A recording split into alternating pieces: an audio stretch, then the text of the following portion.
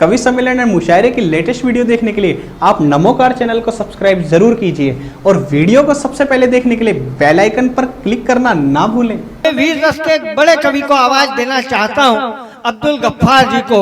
बेशक आपने कई बार गफ्फार साहब को सुना होगा, लेकिन जब भी गफ्फार साहब को सुनो आपने तो शायद 10-12 बार अधिक से अधिक सुना होगा, लेकिन मैंने सैकड़ों हजारों बार अब्दुल गफ्फार साहब को सुना।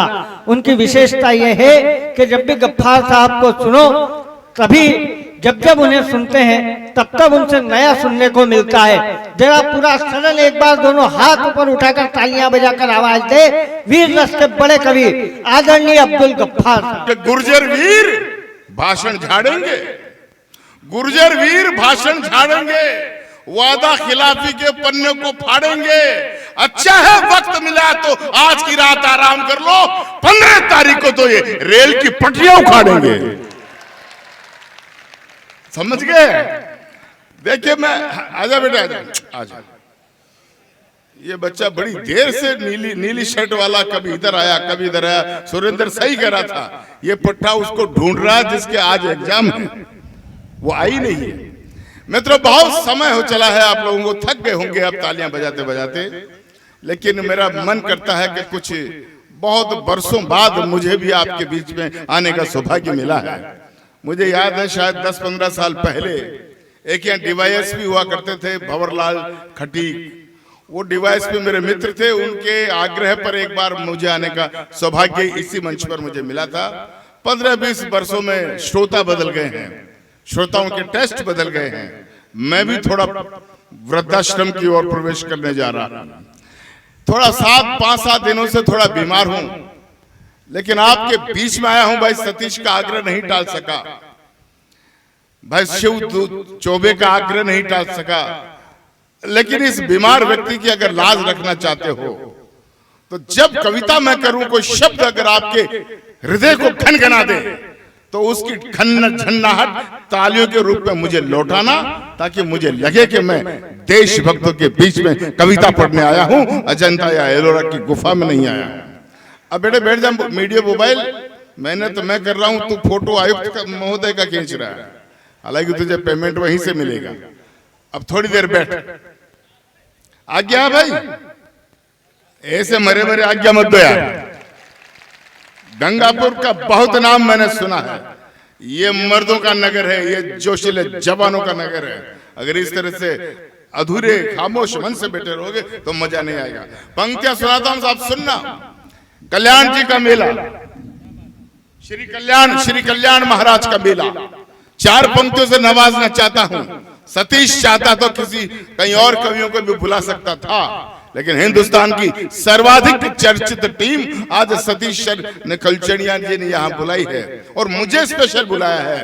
तो मैं कहना चाहता हूँ, भले ही पूरे मुल्क में यह चल रहा हो कि असहिष्णुता का वातावरण है, कुछ लोग कहते हैं मुसलमानों के साथ असहिष्णुता का वातावरण पैदा किया जाता है, सोतेलापन किया जाता है, दोगलेपन का व्यवहार किया जाता है, लेकिन गंगापुर वालों मैं आपको सैल्यूट करता हूं और 4 पंक्तियों में आपका संस्कार हिंदुस्तान तक नहीं, मुल्क तक नहीं, पूरे विश्व तक पहुंचाता हूं। पत्रकार बंधु मेरी बात पे दाम देना और आपके सम्मान में पंक्तियां पढ़ता हूं। क्या हो आप लोग कि इस आयोजन से बढ़कर छवि बेमिसाल क्या होगी, और बात बहुत मन भावन है, इससे कमाल क्या होगी। एक बात बताना चाहता हूं, जड़जड़ाहट लग जाना चाहिए, मुझे हुक्म मिलना चाहिए कि मैं कविताएं शुरू करूं कि इस आयोजन से बढ़कर छवि बेमिसाल क्या होगी, बात बहुत मन भावन है, इससे कमाल क्या होगी कि श्री कल्याण धनी का दरबार, श्री कल्याण धनी का दरबार और निमंत्रित अब्दुल गफ्फार, इससे बढ़कर राष्ट्र एकता की मिसाल क्या होगी।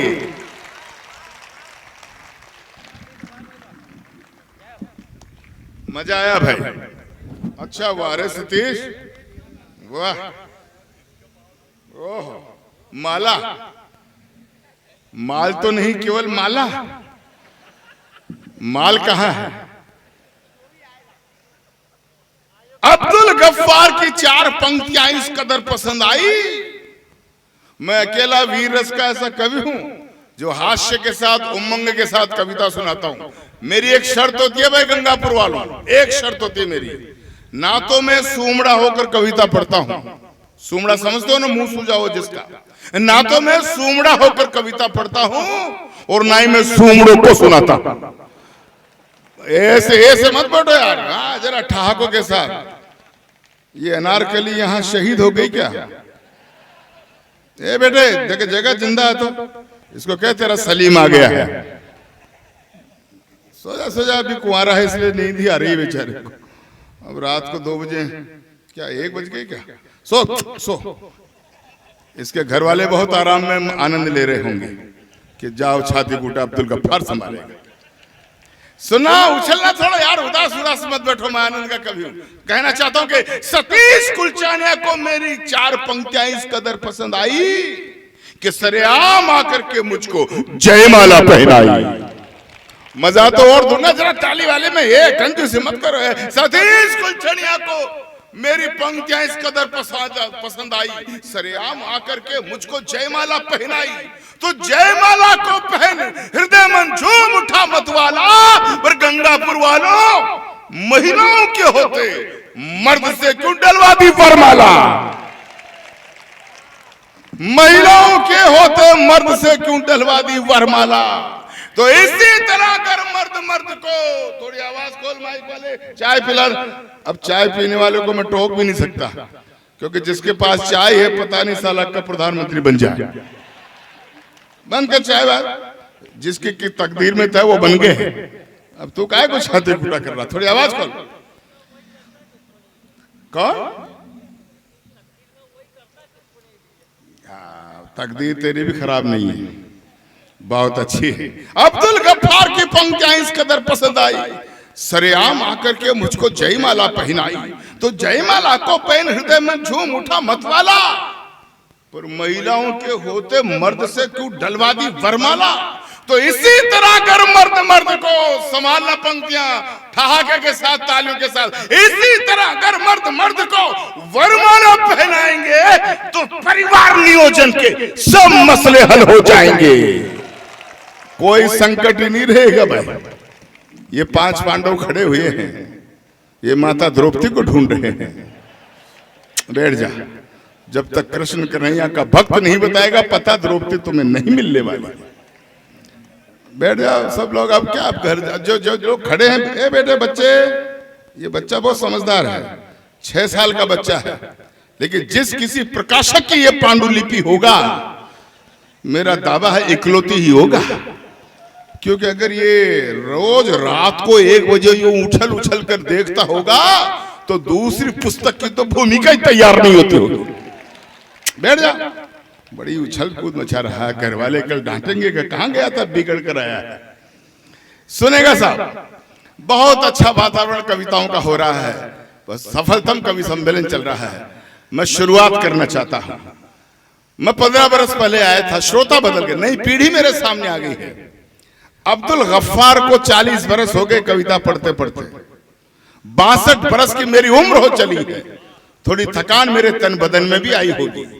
सबसे मंच पर जो उम्र में, कविता में तो ये सब मुझसे वरिष्ठ है, पट्टे मुझसे अच्छी कविताएं लिखते हैं। उम्र में थोड़ा बड़ा हूं, इसलिए थोड़ा वरिष्ठ हो जाता हूं। 7 दिन से थोड़ा बीमार भी चल रहा था, तो मैं चाहता हूं कि जैसी तैसी मेरी कल्याण धनी के दरबार में हाजिरी लग जाए। भाई अशोक नागर, तुमसे विशेष क्षमा चाहता हूं, यद्यपि मेरा क्रम अशोक नागर के हिसाब से नहीं था, लेकिन मुझे सतीश ने आदेश दिया कि आपको कविता पढ़नी है। मैं सतीश भाई का आदेश मानते हुए हाजिर हूं। एक परिचय खड़ा करता हूं। यार देखो, इधर जो वीआईपी बैठे हैं ये बिल्कुल खामोश बैठे हैं। हालांकि देश का दुर्भाग्य यह है कि जिस व्यक्ति को, जो व्यक्ति वीआईपी हो जाता है, जिस व्यक्ति को कुर्सी मिल जाती है, उसमें बुद्धि का अनुपात थोड़ा कम हो जाता है, थोड़ी समझ कम हो जाती है, तो वो तालियां नहीं बजाते हैं। लेकिन जनता जनार्दन का हुक्म अगर कोई वीआईपी नहीं मानता है तो जनता उन्हें कुर्सी से उतारना भी जानती है। इसलिए मैं कहता हूं कि जितने भी वीआईपी कुर्सी पे बैठे हैं, एक बार ये भी ताली वाली ठोकें। ऐसे मत बैठो जैसे कहीं बैठने आए हो यार, कभी सम्मेलन का आनंद लो। एक परिचय खड़ा करता हूं मेरे शेरों। अगर लग जाए कि अब्दुल गफ्फार का परिचय भी आपके हाथ से आपकी तालियों को छीन ले तो खामोश मत रहना। अब्दुल गफ्फार को इस मुल्क में सब लोग पसंद करते हैं। क्या हूं मैं पत्रकार बंधुओं से कहना चाहता हूं कि मेरी बात को अखबार में तरजीह दें, ताकि लगे कि गंगापुर वालों ने किसी एरे गेरे को नहीं, एक शेर दिल इंसान को बुलाया। मैं कहना चाहता हूं, मुझे इस मुल्क में सब लोग पसंद करते हैं, लेकिन अब्दुल गफ्फार को इस मुल्क में वो 2-3 प्रकार के लोग पसंद नहीं करते हैं। वो 2-3 प्रकार के लोग पसंद नहीं करते हैं।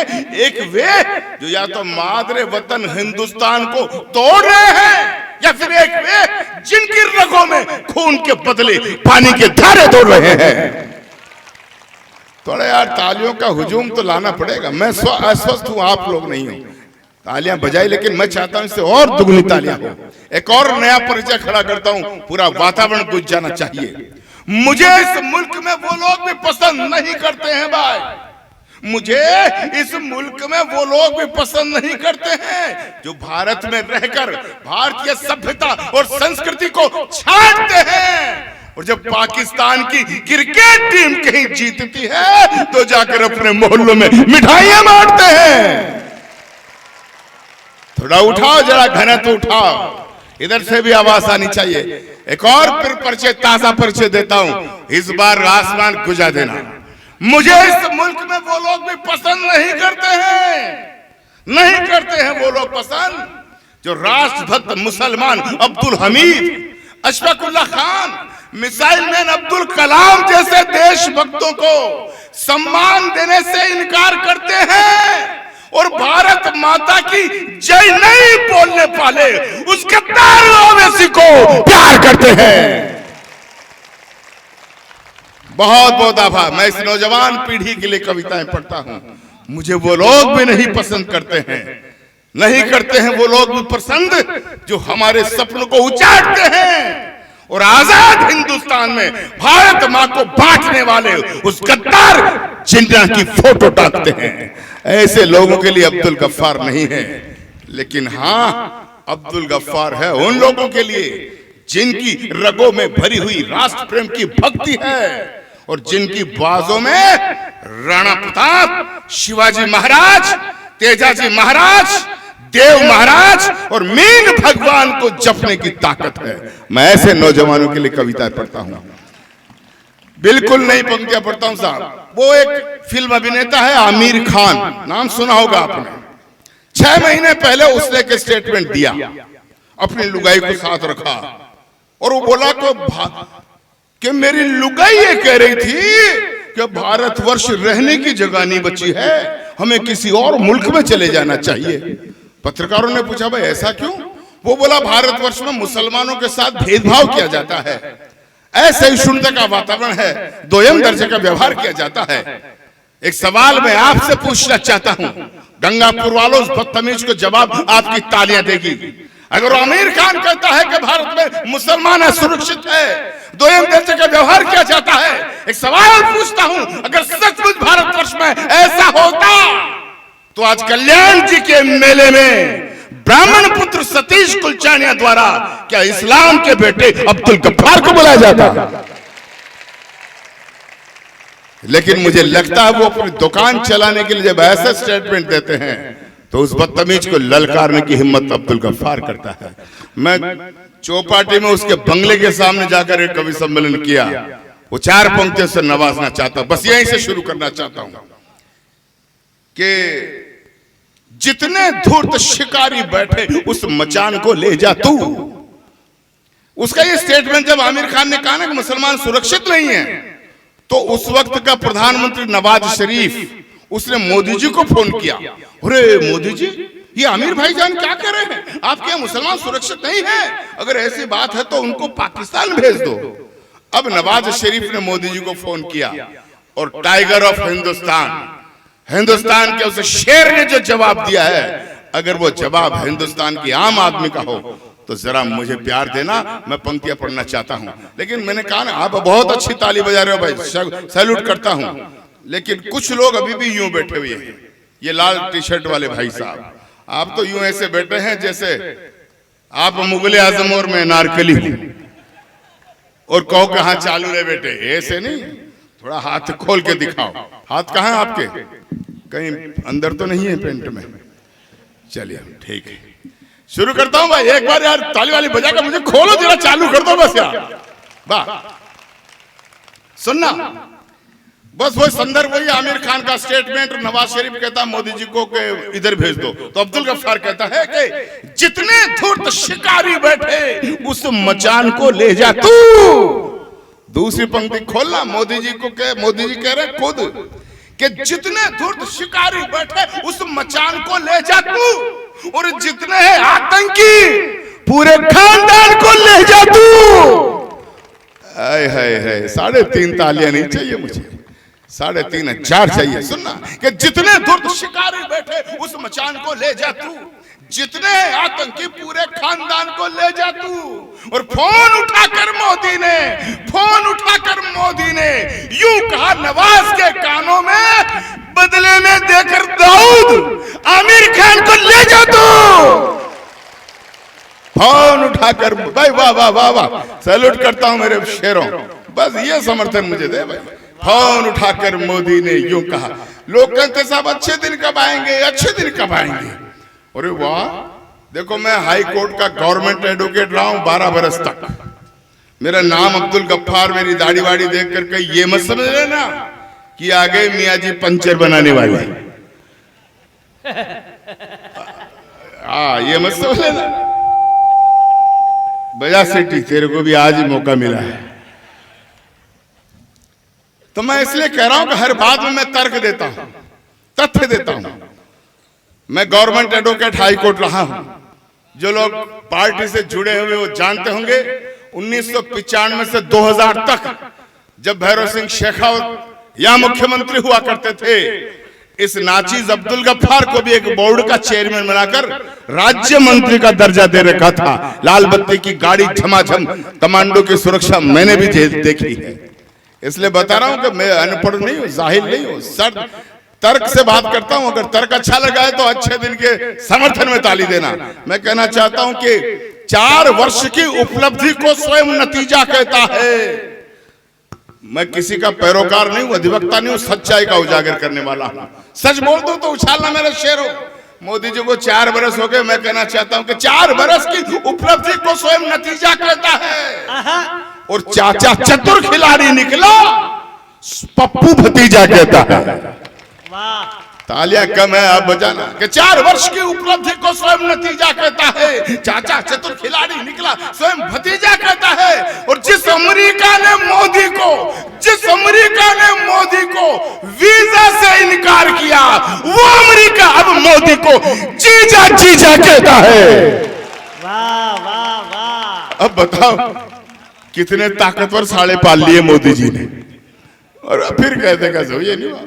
लेकिन मेरा एक सपना है मेरे मित्रों, इस कौमी एकता की सरजमीन गंगापुर सिटी के संस्कार को निरूपित करना चाहता हूं कि अब भारत में कभी नहीं रमजान राम में पंगा हो।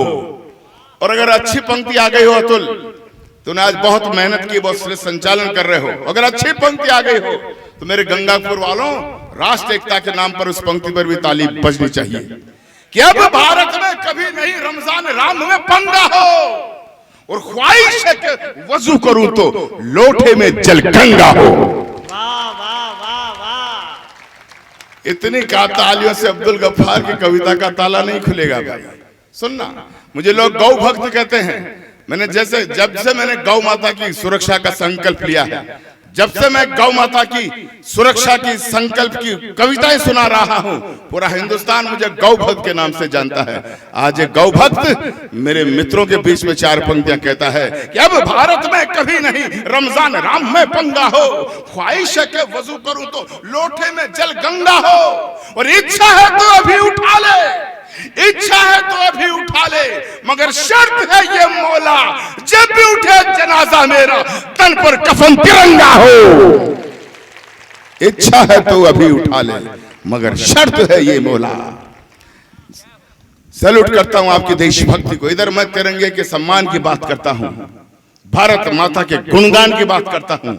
लेकिन आपको याद होगा, एक हैदराबाद का एक सांसद है, ओवैसी, बहुत समझदार लोग, वो पट्टा प्रेस कॉन्फ्रेंस करके ये कहता है कि कोई मेरी गर्दन पर छुरी रख दे तो भी मैं भारत माता की जय नहीं बोलूंगा।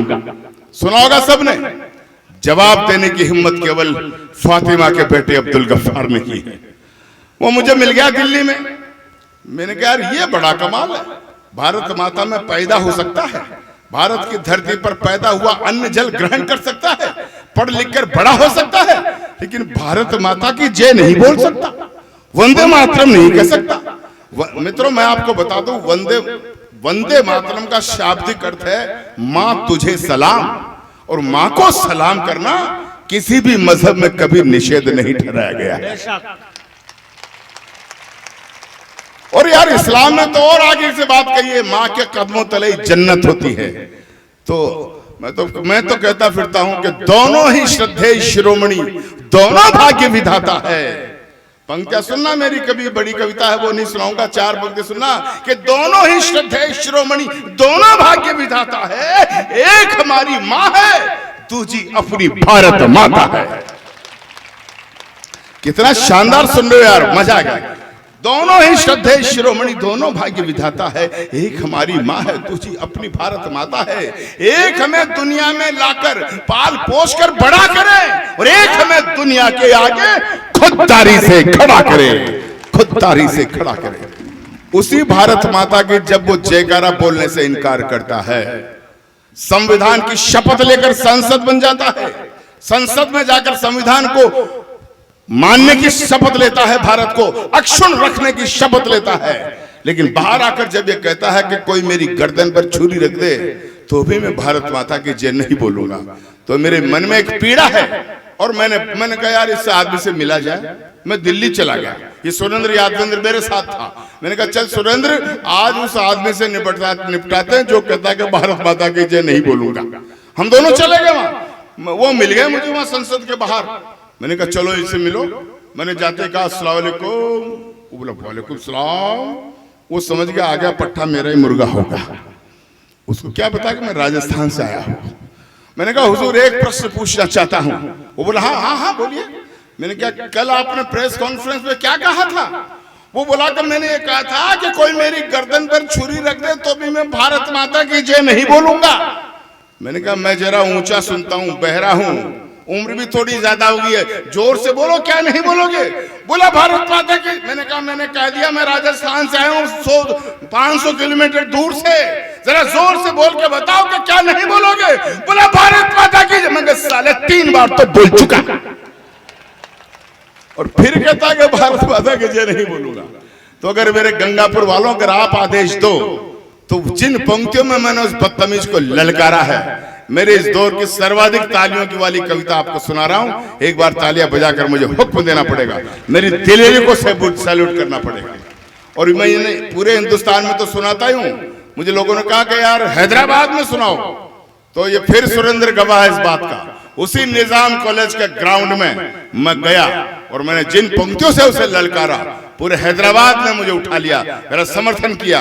आज गंगापुर में आजमाना चाहता हूं। सुनेगा कि तूने कहा सुना हमने, अब मन टटोल कर सुन ले तू, और सुन वो गद्दार ओवैसी, कान खोल कर सुन ले तू।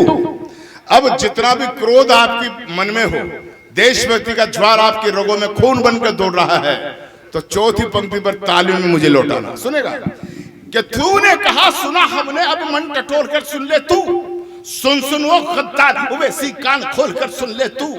तुमको शायद इस हरकत पे शर्म नहीं है आने की, तुमको शायद इस हरकत पे शर्म नहीं है आने की।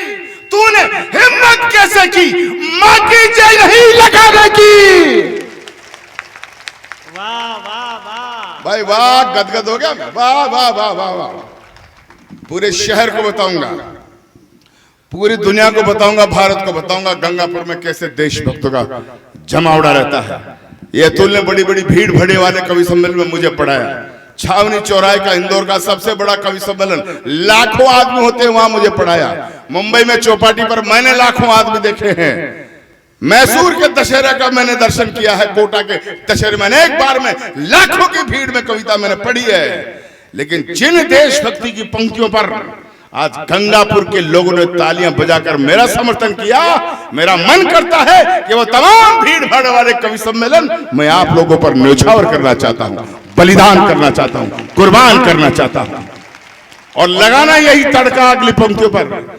इससे अच्छी तालियों वाली पंक्ति ला रहा हूं, एक एक देशभक्त हिल जाए। उस बदतमीज तक बात जानी चाहिए, गंगापुर की बात हैदराबाद तक पहुंचानी चाहिए कि तूने कहा सुना हमने, अब मन टटोल कर सुन ले तू। सुन सुन वो गद्दार ओवैसी कान खोल कर सुन ले तू। तुमको शायद इस हरकत पे शर्म नहीं है आने की। अरे तूने हिम्मत कैसे की मां की जय नहीं लखाने की। तो जिस दिन मोदी संसद में, जिस दिन मोदी संसद में शिव शंकर बनकर डोलेंगे, तू क्या तेरे अब्बा जी भी वंदे मातरम बोलेंगे।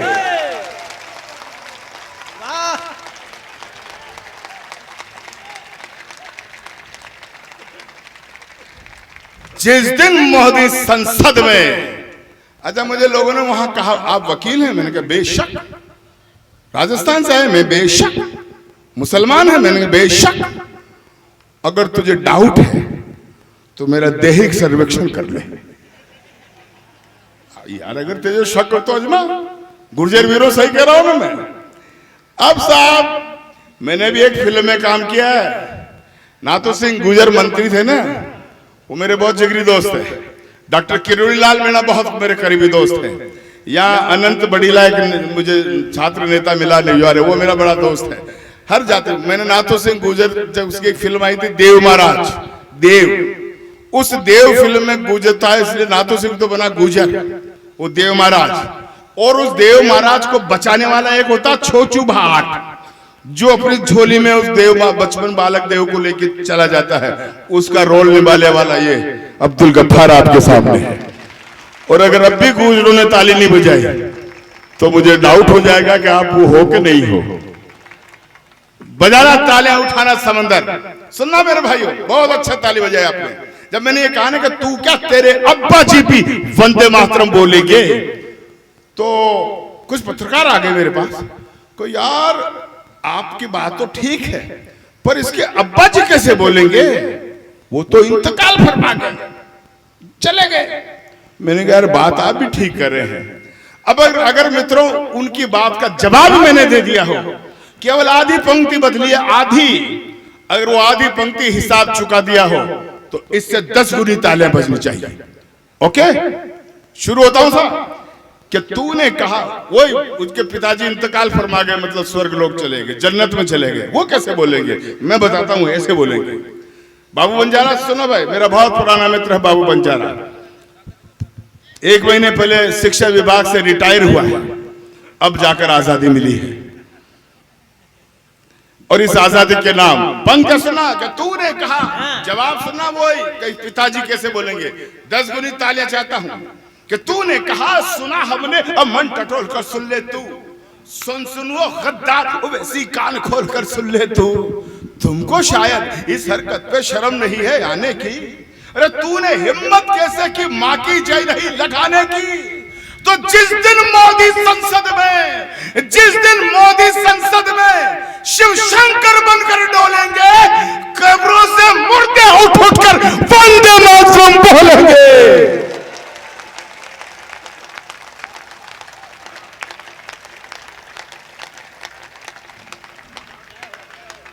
जिस दिन मोदी संसद में शिव शंकर, अच्छा मुझे ऐसा लगता है कि उस हैदराबाद के पानी में ही कोई खोट है। 5 बरस पहले वहां एक कन्या थी, एक बाई जो टेनिस खेलती है, लॉन टेनिस। 5 बरस पहले उसका ब्याह हुआ। जानते हो उसका नाम? अरे जनरल नॉलेज में तो टॉप हो रहे यार। बस मजे की पंक्ति सुनना। 5 बरस पहले, वो भी हैदराबाद की रहने वाली थी। 5 बरस पहले उसका ब्याह हुआ। आप लोगों ने कोई खुशखबरी सुनी क्या? सुनी क्या? अब सुन लो। अब्दुल गफ्फार को ऐतराज इस बात पर नहीं है कि सानिया मिर्जा का निकाह क्यों हुआ। ऐतराज इस बात पर है कि तमाम उम्र उसने हिंदुस्तान के नाम से पैसा कमाया, तमाम उम्र उसने हिंदुस्तान के नाम से शोहरत कमाई, लेकिन जब शोहर चुनने की बारी आई तो पट्टी पाकिस्तान चली गई। अरे हम मर गए थे क्या? अब सुनना बस्ती की 4 पंक्तियां कि फूल तुम्हारे घर आंगन का निश्चित मानो नहीं खिलेगा, और तुम जैसी कामुक बाला से सतियों का सत नहीं हिलेगा। मुझे कविता इसलिए लिखनी पड़ी, ये वो सानिया मिर्जा जो भारत के नाम से खेलने जाती है, पति पाकिस्तान में कबाड़ती है, लेकिन एक शब्द नहीं बोलती आतंकवाद के खिलाफ। उसके देवर जेठ AK-47 लेकर, AK-56 लेकर हमारी सरहदों पर हमारे मासूम बच्चों का कत्ल करते हैं। एक शब्द आपने नहीं सुना होगा सानिया मिर्जा ने आतंकवाद के खिलाफ। जब उस नुगरी ने नहीं बोला, इस वफादार ने उसको चेताने के लिए कविता लिखी।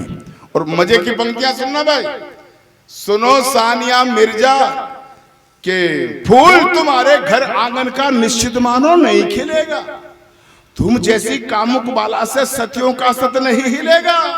अरे दाऊद हो या शोएब मलिक हो, दाऊद हो या शोएब मलिक हो, सुनो सानिया मिर्जा, हिंदुस्तानी मर्दों जैसा पाकिस्तान में नहीं हिलेगा। आया मजा?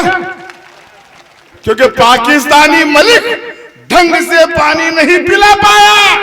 5 बरस हो गए, क्यारी में गुलाब नहीं खिला पाया। नहीं हो, वो नहीं, तुम जो समझ रहे हो उस गुलाब की बात नहीं है।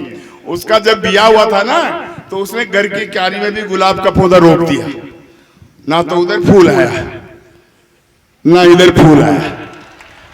अब एक हिंदुस्तानी होने के नाते आप लोगों के सम्मान के स्वाभिमान की बात कह रहा हूं। आनंद आ जाए तो उठा दे रहा समंदर। सुनो सानिया के पाकिस्तानी मलिक ढंग से पानी नहीं पिला पाया, 5 बरस हो गए, क्यारी में गुलाब नहीं खिला पाया। अरे गंगापुर के होते तो, गंगापुर के होते तो हर बात बड़ी कर रख देते, और 5 साल में तो क्रिकेट की टीम खड़ी कर रख देते। कौन कौन करता रहा? सब नहीं नहीं, इकलौती जान के लिए अकेले ही काफी है। गंगापुर के होते तो हर बार। और सुना कि सुनो सानिया मिर्जा, तेरा चैन सरासर कच्चा था। अब एक हिंदुस्तानी प्लेयर का नाम लूंगा रे भाई, हिंदुस्तान के सम्मान में तालियां बजा देना कि सुनो सानिया मिर्जा, तेरा चैन सरासर कच्चा था। अरे शोएब मलिक खटारे से यूसुफ पठान ही अच्छा था। अब एक शब्द आएगा छक्का। एक छक्का तो वो होता है जो हमारा युवराज विराट कोहली, सचिन लगाता था बॉल को बल्ले पे लेके बाउंड्री के बाहर, उसे हम कहते हैं छक्का। एक छक्का वो होता है, समझ गए ना? वो हो गया क्या प्लास्टिक का गुलाब? अच्छा, मैं सुनाना भी नहीं चाहता। तो अब अगर इस छक्के शब्द का मैंने असली इस्तेमाल कर दिया हो, सुनना भाई, मैंने बता दिया, एक तो वो छक्का बाउंड्री के बाहर वाला, एक वो। अब मजे की पंक्तियां सुनना है बेटे, छक्के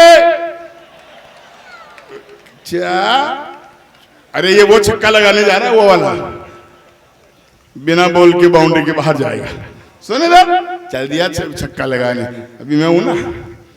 सुनो भाई, मजे लेना कि सुनो सानिया। और अगर तुलना कर दी हो मैंने हिंदुस्तान की और पाकिस्तान की, तो चौथी पंक्ति पर देशभक्ति का ऐसा मुजाहरा करना कि आतंकवादियों के कानों में लहू बनकर, उबाल बनकर, शीशा बनकर उतर जाए। सुनना कि सुनो सानिया मिर्जा, तेरा चैन सरासर कच्चा था। शोएब मलिक खटारे से यूसुफ पठान ही अच्छा था। क्योंकि यूसुफ पठान बताता है, यूसुफ पठान बताता है कि छक्का कैसे लगता है, और तुम्हारा शोएब बिल्कुल छक्के जैसा लगता है। यूसुफ पठान बताता है कि छक्का कैसे लगता है, और तुम्हारा शोएब बिल्कुल छक्के। वाह भाई वाह। देखो एक कविता और सुना रहा हूं, बिल्कुल ताजा कविता, बूनी बट्टा कर रहा हूं भाई। गंगापुर की बूनी मुझे लोगों ने बताया कि बहुत अच्छी होती है। आओ आओ काका जी, आ जाओ, आओ। घर गए थे, इस उम्र में भी 2-2 ट्रिप खींच लेते हैं, लेकिन देखो हालत देखो। अब मत जाना, बिल्कुल 42 किलो के गए थे, 32 के होके आए हैं। विराज बहुत मेरे बहुत अच्छे श्रोता आप लोग। देखो क्या होता है, हम सब बातें ये इसलिए करते हैं कि आखिर में आते आते आप लोगों का जोश ठंडा हो जाता है, थक जाते हो, ताली बजाना भी भूल जाते हो। लेकिन मुझे भाग्यशाली हूं कि मुझे आप लोगों का स्नेह मुझे मिला। अब मैं पंक्ति एक बिल्कुल नई कविता सुना रहा हूं भाई। अगर इस कविता पर आपने स्नेह दे दिया ना तो वो गौ माता की कविता भी पढ़ूंगा। अगर ऐसे सूमड़े बैठे रहोगे तो नहीं पढ़ूंगा, मेरा काम हो गया है। लेकिन अगर वंस मोर करोगे जोर से, क्योंकि मैं कान से बहरा हूं, पहले बता दिया, जोर से बोलोगे तो ही पढ़ूंगा। प्राण फैलने की आदत है मुझे।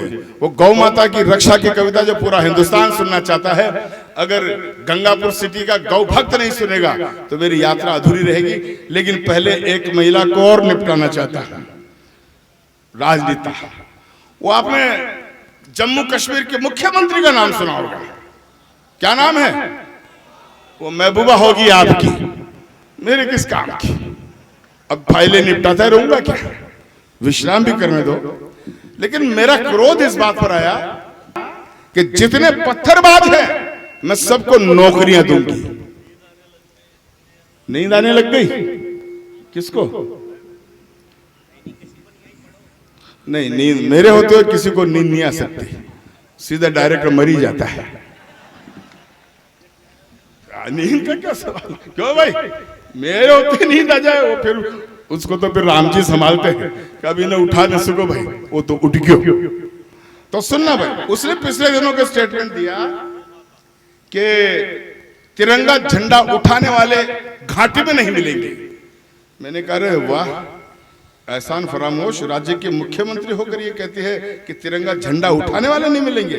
तो ये नई कविता उद्घाटन कर दूं, उसके बाद गौ माता की कविता भी पढ़ूंगा। लेकिन मैं कहता हूं साहब, मेरी एक अलग आदत, मैं अलग व्यक्तित्व साहब मेरा। मैं कहता हूं कि हवाओं का अगर रुख है मुखालिफ मोड़ सकता हूं, हवाओं का अगर रुख है मुखालिफ मोड़ डालूंगा, भले कितना करीबी क्यों नहीं हो छोड़ डालूंगा। और अगर जो रक्त रिश्तेदार भी गद्दार है कोई, उसी क्षण में सभी संबंध उससे तोड़ डालूंगा। और इससे आगे बढ़कर बात अब्दुल गफ्फार के मुंह से सुनोगे। कहना चाहता हूं कि किसी भी बदचलन बहकी हवा को माफ कर दूंगा, अगर जो वक्त मुश्किल का पड़ा इंसाफ कर दूंगा। किसी भी बदचलन बहकी हवा को माफ कर दूंगा, अगर जो वक्त मुश्किल का पड़ा इंसाफ कर दूंगा। मगर जो राष्ट्र की खाके पड़ोसी पाक की बोले, अगर वो बाप भी निकला तो उसको साफ कर दूंगा। मगर जो राष्ट्र की खाके पड़ोसी पाक की बोले, तब वो बदतमीज कहती है कि घाटी में तिरंगे झंडे उठाने वाले नहीं मिलेंगे। तो मैं कहता हूं नई कविता की बोनी बट्टा कर रहा हूं भाई। अगर अच्छी नहीं लगे तो कह देना, बैठ जाऊंगा। सच्ची लगे तो खामोश, मुर्दों की तरह मत सुनना यार, मर्दों की तरह सुनना। मैं ललकारना चाहता हूं, जिस तिरंगे झंडे के लिए हमारे अनेक वीर शहीद हो गए, उसी तिरंगे झंडे को ना लहराने की बात जब राज्य का मुख्यमंत्री कहता है तो मेरा आक्रोश आता। सुनना भाई, केवल 4 से पंक्तियां सुनाऊंगा, फिर वो क्योंकि ये रह जाएगी, नई कविता है, बस 8 पंक्तियां सुनाऊंगा। कविता लंबी है लेकिन केवल 8 पंक्तियां। वंस मोर करोगे तो गौ माता की 7 मिनट की कविता जरूर सुनाना चाहूंगा, कहोगे तो। सुनना भाई कि बेशक तेरे पंख लगे हैं मगर व्यर्थ मत डोला कर। कविता नहीं है लेकिन ऐसे मत सुनना जैसे पुराने श्रोताओं की तरह, नहीं सुनना। बेशक, अरे बेशक तेरे पंख लगे हैं मगर व्यर्थ मत डोला कर। ओ मुफ्ती सईद की छोरी जरा तोल के बोला कर। और अब अगर गंगापुर के हुंकार हो तो संभालना पंक्तियों को कि बेशक तेरे पंख लगे हैं मगर व्यर्थ मत डोला कर। ओ मुफ्ती सईद की छोरी जरा तोल के बोला कर कि तूने ये कैसे कह डाला, तनमन नहीं खिलेंगे अब, राष्ट्र ध्वजा को पकड़ थामने वाले नहीं मिलेंगे अब। तूने ये कैसे कह डाला, तनमन नहीं खिलेंगे अब जितनी ताकत हो आवाज श्रीनगर तक जानी चाहिए। तूने ये कैसे कह डाला, तनमन नहीं खिलेंगे अब, राष्ट्र ध्वजा को पकड़ थामने वाले नहीं मिलेंगे अब। तो तुझको शायद सही बात का अब तक भी अंदाज नहीं, ये मर्दों का अमर तिरंगा हिजड़ों का मोहताज नहीं। वाह वाह वाह वाह वाह भाई वाह, कुर्बान जाऊं। जय हो। तुझको शायद सही बात का अब तक भी अंदाज नहीं, ये मर्दों का अमर तिरंगा हिजड़ों का मोहताज नहीं। और सुनना, और इस ध्वज की रक्षा के खातिर बहनों से राखी छूटी, और इस ध्वज की रक्षा के खातिर हाथों से चूड़ी टूटी। ए बेटे, पानी वाले थोड़ी बैठ जा रहे बेटे, तेरा पिछवाड़ा मैंने देख लिया है, मेरे कोई काम नहीं आने वाला, और वो भी विकलांग का पिछवाड़ा। बैठ जा, वरना मैं तुझे सर्वांग कर दूंगा। डिस्टर्ब मत करो यार, बड़ी मुश्किल से तो महफिल जमी है। कि अब सुना, मैं केवल 4 पंक्तियां कहता हूं कि इस ध्वज की रक्षा के खातिर बहनों ने राखी छूटी, इस ध्वज की रक्षा के खातिर हाथों से चूड़ी टूटी, इस ध्वज की रक्षा के खातिर वृद्ध पिता भी रोए थे, इसकी रक्षा में रणमंच के नींद आखिरी सोए थे। तो तेरे इस ओछे बयान से, फिर मुझे ताकत देना, तेरे इस ओछे बयान से हम सारे शर्मिंदा हैं, और इसे उठाने भारत मां के लाल करोड़ों जिंदा है। अरे भाई, कुर्बान हो गया मैं। वाह वाह वाह सतीश, तुझे बहुत बहुत धन्यवाद, बधाई, जो इतने जानदार और शानदार देशभक्तों के दर्शन करवाने का सौभाग्य मुझे दिया है। और इस कविता की अंतिम पंक्तियां, कविता लंबी है लेकिन छोटी कर रहा हूं ताकि वंस मोर कर सको तो गौ माता की कविता सुनाऊं। गुजर भगवान तो करेंगे सही, क्योंकि गुजरों की तो उत्पत्ति गौ माता से हुई है, ऐसा पौराणिक संदर्भ बताते हैं। तो अब्दुल गफ्फार 4 पंक्तियां मैं कहता हूं उसी महबूबा को कि अब तक तूने इस ध्वज का बेढंगा ढंग नहीं देखा। मेरे तेवर की अगर पंक्ति हो गई हो तो खामोश मत रहना मेरे शेरों। ये चाय वाले, अब इसको कैसे टोक दूं भाई? एक बार शपथ ले ली भैया, बैठ जा। हीरा बहन के बेटे ने शपथ ले ली है, अब कमलाबाई के बेटे का कोई चांस नहीं है। सुनना कि अब तक तूने उछालना मेरे बेटो, दूसरी पंक्ति पे खड़े कर देना, मुझे भुला देना कि मैं 62 बरस का हूं, आपकी ताकत की बदौलत ही जिंदा हूं। सुनना कि अब तक तूने इस ध्वज का बेढंगा ढंग नहीं देखा। अरे रंग 3 तो देखे होंगे, असली रंग नहीं देखा। और अब अगर असली रंग दिखा दूं तो खामोश बता, अब तक तूने इस ध्वज का बेढंगा ढंग नहीं। थोड़ी कमजोर है यार तालियां, और अगर तिरंगे झंडे के सम्मान में तालियां कम लगी तो मेरा लिखना बेकार हो जाएगा। सुनना, अब तक तूने इस ध्वज का बेढंगा ढंग नहीं देखा, रंग 3 तो देखे होंगे, असली रंग नहीं देखा। अब तक शायद तू अनजान रही इसकी तासीरों से, नहीं वास्ता पड़ा तुम्हारा तोप तमंचे तीरों से।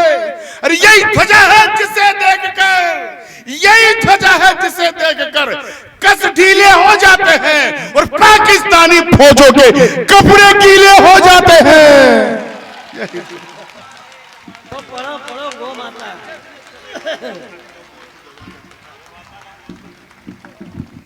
बेशक माँ का लाडला, राष्ट्र का भक्त और इस्लाम का ये लाडला बेटा, मैं कह रहा हूं एक गौ की कविता यदि अब्दुल गफ्फार भाई हमें सुना पाए तो हम कृतार्थ हो जाएंगे।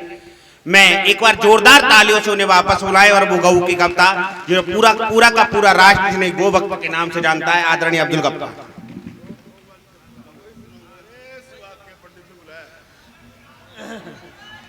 बोलो गौ माता की, भारत माता की, वंदे वंदे। वारे मेरे शेरों, आपने तो मुझे 62 का नहीं, वो संख्या उलट दी, 26 का बना दिया। और राम लक्ष्मण आ जाओ। ये भी सीता माता को ढूंढने गए थे, लेकिन खाली हाथ लौटाए, क्योंकि सीता माता का पता तो बजरंगबली जानता है, और मुझसे पूछ के नहीं गए। बैठो। मैं सभी मेरे पुलिस के प्रहरियों को भी सैल्यूट करता हूं, मेरे दोस्तों को प्रणाम करता हूं। मैं बरसों तक आपका वकील रहा हूं हाई कोर्ट में, इसलिए मेरा अधिकार बनता है आपको सैल्यूट करने का, और आपका भी अधिकार बनता है मेरे लिए तालियां बजाने का। हालांकि पुलिस वाले किसी की नहीं मानते हैं सिवाय अपनी लुगाई के। आप आज की रात मुझे अपनी लुगाई समझ लो, लेकिन ताली तो बजाओ। आपने दाढ़ी मुछ वाली लुगाई कभी देखी नहीं होगी, पहली बार देख लो। आज्ञा भाई, आनंद तो आ रहे हो ना? बजा रहे हो ताली? देखो 100 किलो का आइटम। अब थोड़ा इस मसनद को भी सांस लेने दे, इधर उधर घूमता रहा करवा। सुना मेरे भाइयों, अब देखो, अब तक ये ऐसे मजाक की बातें होती रहती है, लेकिन जो मेरा संकल्प है जिंदगी का 7.5-8 मिनट आपके मैं लेना चाहूंगा, लेकिन एक अरदास मेरी ये है, अब कोई बीच में से उठकर नहीं जाएगा। जिसको जाना जाओ, जिसका टेम आ गया कोई रोक नहीं सकता, जाओ। लेकिन अब जो बैठे हैं, वादा करो कि अब आप 8 मिनट तक उठ के नहीं जाओगे, ऊंचे हाथ खड़े करके। अब गौ माता के सम्मान में ऊंचे हाथ रखो। अभी मेरी बात पूरी नहीं है, ऊंचे रखो। जब आप प्रेरणा ठाकरे के कहने से तालियां बजा सकते हो, तो अब्दुल गफ्फार ने क्या गुनाह किया। अब ऊंचे हाथ करके जोरदार तालियां बजाकर मुझे हाथ भेज दें। देखो डॉक्टर साहब, प्रेरणा जी आपसे ज्यादा बजवा रहा हूं तालियां। मैं निवेदन करता हूं साहब, आयुक्त कमिश्नर साहब आज्ञा है। सुना भाई, मेरी जीवन की सबसे अच्छी कविता निरूपित कर रहा हूं, सुना रहा हूं। इससे शायद ये लिखने के लिए अब्दुल गफ्फार को जन्म शायद विधाता ने दिया होगा। सुनाता हूं। मैंने 8 बरस पहले केंद्र सरकार में जब डॉक्टर मनमोहन सिंह की सरकार थी, तो मैंने सूचना के अधिकार के तहत एक सूचना मांगी कि भारतवर्ष में कितने कत्ल कारखाने हैं जहां पर गौ माता को नृशंस तरीके से काटा जा रहा है। मुझे सूचना मिली कि अब भी 2131 ऐसे कत्ल कारखाने हैं जहां गौ माता को नृशंस तरीके से काटा जाता है और उनके मांस को निर्यात करके अमेरिका भिजवाया जाता है। मित्रों, जिस भारतवर्ष में 33 करोड़ देवी देवता जिस गौ माता में विराजमान होते हों, उस गौ माता का कत्ल होते हुए अगर मुस्लिम बेटा देखता है तो मुझे बर्दाश्त नहीं हुआ। मैंने कविता खड़ी की, पूरे देश में एक आंदोलन खड़ा किया। ये सुरेंद्र यादवेंद्र गवाह है। जब पहली बार मैंने इस मुंबई में मंच पर कविता ये पढ़ी, तो मुझे लोगों ने कहा, यार गाय पर कविता लिखते हो, कौन सुनेगा आपकी कविता। मैंने कहा, सुने ना सुने, गौ माता के प्रति जो मेरी जिम्मेदारी है मैं निभाऊंगा। लेकिन आज हालत ये हो गई मित्रों, मैंने तो 8 बरस पहले लिखी थी, अब हर दूसरा तीसरा कवि गौ माता पर कविता लिखता है ताकि जनता का समर्थन उससे मिले। इससे बढ़कर जीत अब्दुल गफ्फार की हो क्या हो सकती है।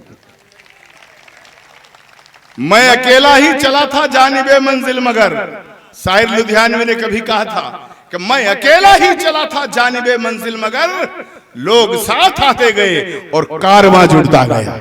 आज मुझे कारवां मिल गया है, मैं मेरे प्रिय भक्तों के बीच में। अच्छा, कविता क्यों लिखने से पहले बता दूं, लोगों ने कहा साहब आप तो मुसलमान हो, इस्लाम धर्म से ताल्लुक हो, मैं रखता हूं। मैंने उनका जवाब दिया, वो जवाब भी 4 पंक्तियों में दिया है। मेरी भूमिका में वो 4 पंक्तियां सुनाता हूं, सुनना। कि नील गगन में 3 रंग की ध्वजा सजाने निकला हूं और सिर से कफन बांधकर मैं रण रंग रचाने निकला। खामोश मत रहना, भले कविता गौ माता की हो, लेकिन अगर बिना तालियों के सुनी तो मैं बैठ जाऊंगा यार। सुनना मेरे भाइयों, कि नील गगन में 3 रंग की ध्वजा सजाने निकला हूं, सिर से कफन बांधकर मैं रण रंग रचाने निकला हूं। और मैं अपनी मुस्लिम माता का एक अनोखा बेटा हूं, गौ हत्यारों की बस्ती में गाय बचाने निकला हूं। मैं अपनी मुस्लिम माता का एक अनोखा बेटा हूं, गौ हत्यारों की बस्ती में गाय बचाने। मुझे लोग पूछते, आप मुसलमान होकर गाय को माता क्यों कहते हो, आप गाय पर रक्षा की बात क्यों करते हो। तो मेरा उनको जवाब ये था, मैं जब बालक था, 3 बरस का बच्चा, हम किसान पुत्र हैं, बहुत दूर बांग्लादेश के या रावलपिंडी के, कराची के रहने वाले नहीं है, हम इसी भारतवर्ष के रहने वाले हैं। मैं केकड़ी का रहने वाला हूं, ज्यादा दूर का नहीं। अजमेर जिले में एक गांव है कस्बा केकड़ी, लोग जानते होंगे, आपके नातेदार रिश्तेदारों को पूछना। मैं किसान का बेटा हूं, गौवंश पालते हैं, मेरी माँ गौवंश पालती थी, भैंसे पालती थी, तमाम वो जो गौवंश, उसका दूध जब मैंने पिया तो मैं ताकतवर बना। और मैंने कविता लिखी, मैं 3 बरस का बच्चा था, बालक था, छोटा। मेरी माँ गाय को चारा पानी देकर जब गौ माता का दूध निकालती थी, और वो दूध निकालकर जब मुझे पिलाती थी, तो गौ माता दूध देते वक्त ये नहीं देखती थी कि ये बच्चा हिंदू का है या मुसलमान का है।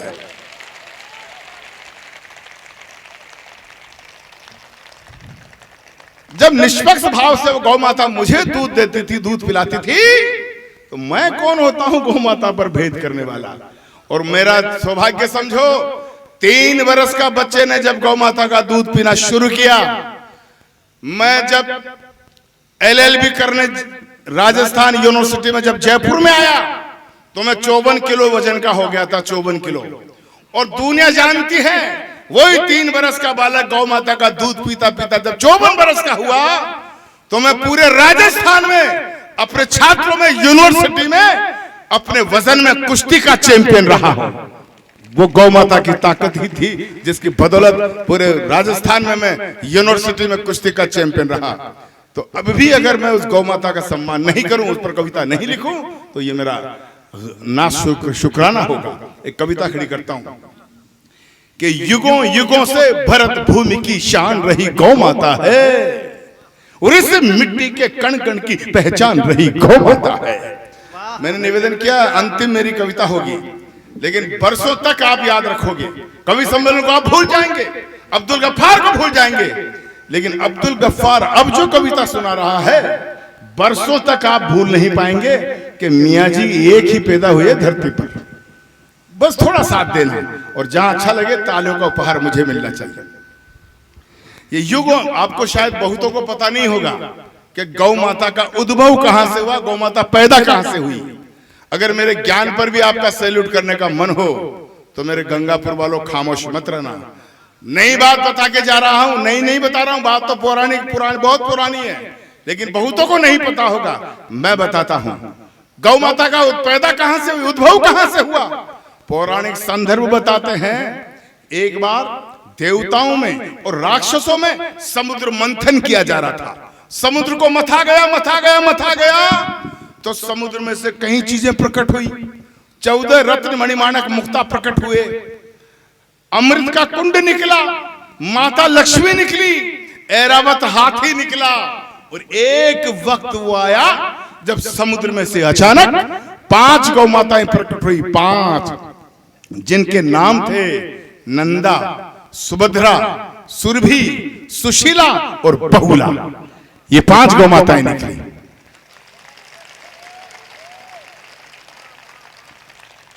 फिर ज्ञान की बात बता रहा हूं, इससे चौगनी ताली चाहता हूं।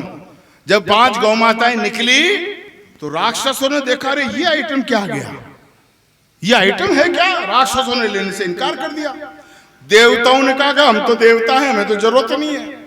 जब दोनों पक्षों ने गौ माता को लेने से इनकार कर दिया तो उस वक्त धरती पर 5 महामुनियों ऋषियों के आश्रम हुआ करते थे।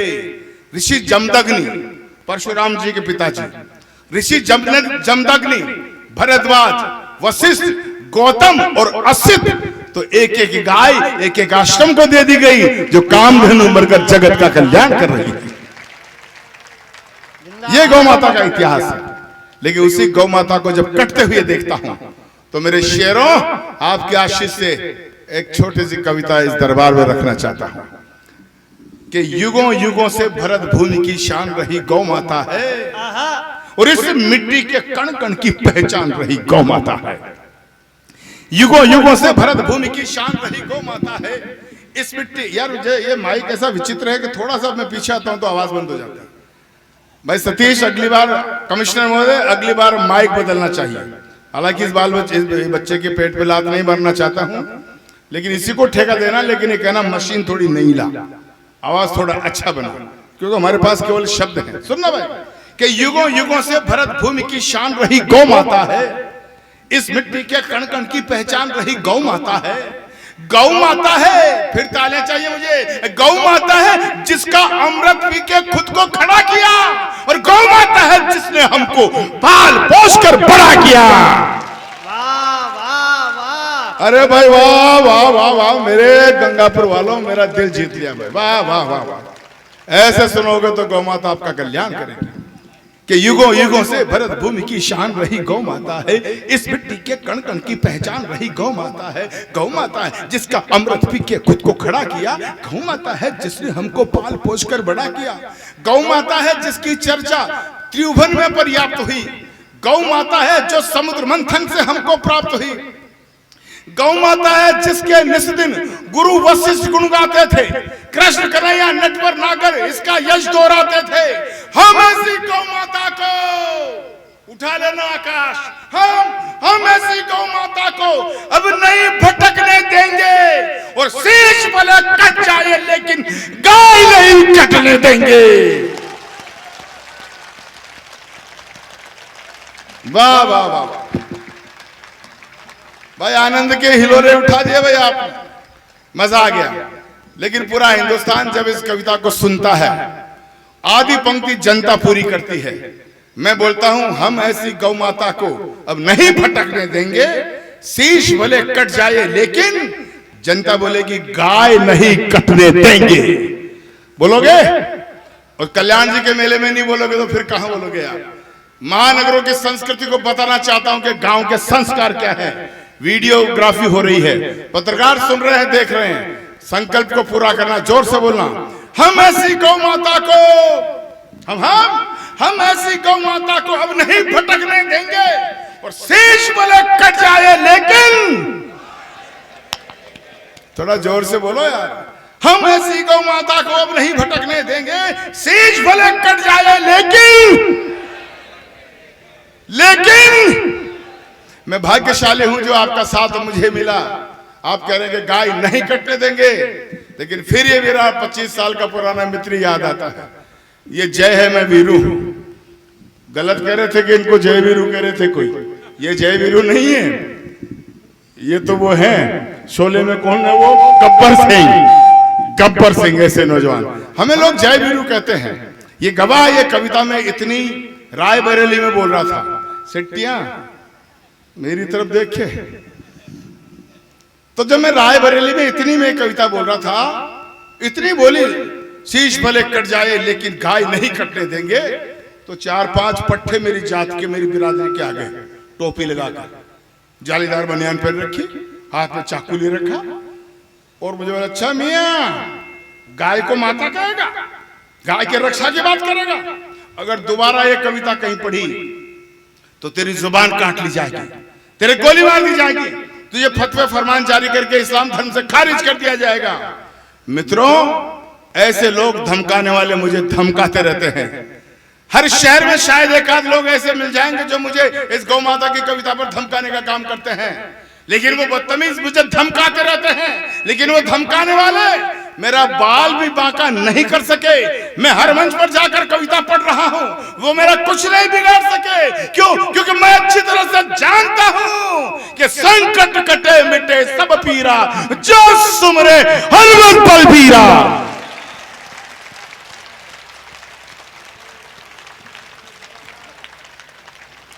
अच्छा, एक सवाल गंगापुर वालों आपसे पूछना चाहता हूं भाई, अगर गौ रक्षा की बात मैं यही नहीं करूंगा तो क्या रावलपिंडी में जाकर करूंगा? ये तो वो मुल्क है, ये तो वो मुल्क है, ये तो वो कौमी एकता का मुल्क है जहां मुंबई का हिंदू कव्वाल, शंकर शंभू नाम का हिंदू कव्वाल तमाम उम्र ख्वाजा गरीब नवाज के आस्थाने पर कव्वालियां गाया करते थे। और यही वो मुल्क है जहां मुसलमान पठान रसखान द्वारकाधीश के सामने खड़े होकर कृष्ण लीला के भजन सुनाया करते थे। मैं कोई पहला व्यक्ति नहीं हूं, याद कीजिए उस रसखान को जो जब कविता सुनाता था द्वारकाधीश के मंदिर के सामने बैठकर। ये कमिश्नर महोदय जानते हैं, ये जितेंद्र शर्मा जी अच्छी तरह जानते हैं, उस रसखान के बारे में पहचानते हैं। वो कवि था, कृष्ण भगवान की जब कविता पढ़ता था तो मान्यता ये थी कि कृष्ण भगवान स्वयं सशरीर प्रकट होकर सामने बैठकर कविता सुनने आ जाया करते थे।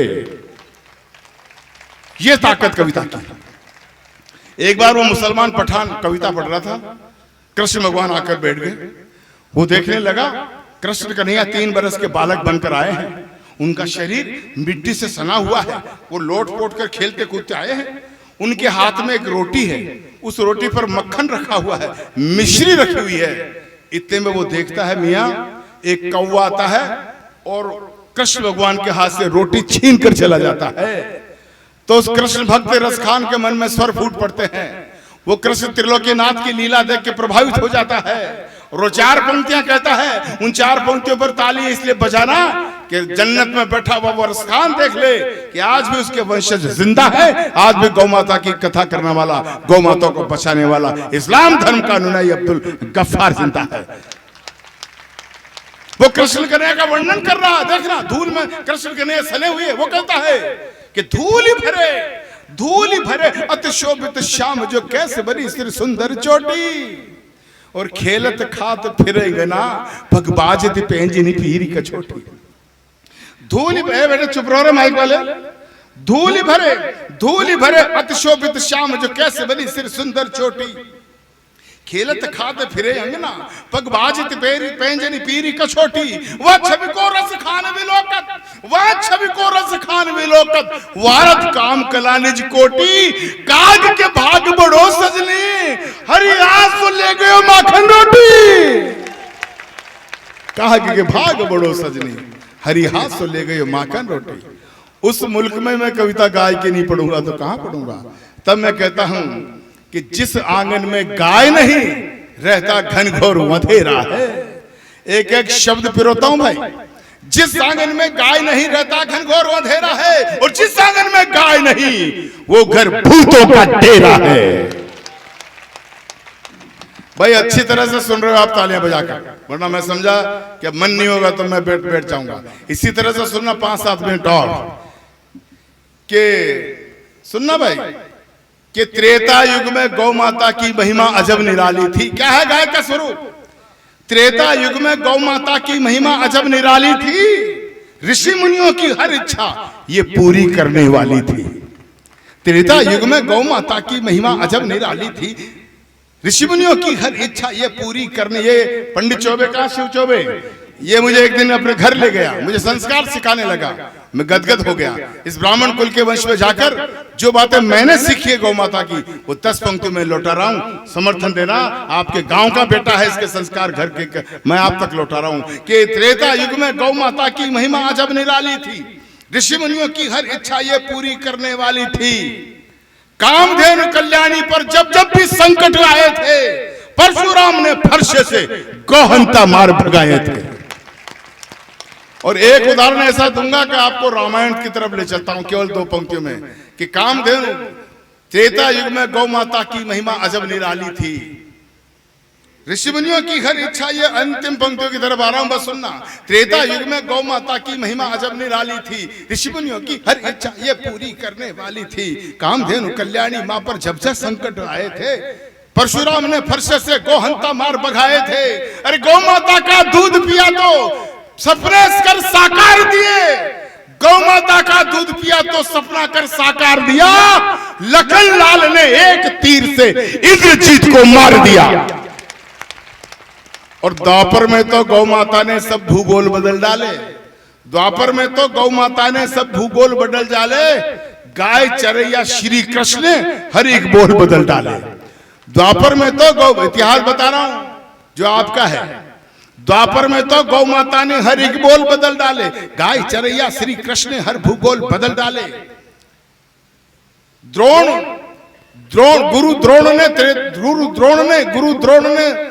गुरु द्रोण ने द्रुपद राज की सीमा नहीं छलांगी थी, अश्वत्थामा पोषण हित बस एक गाय ही मांगी थी।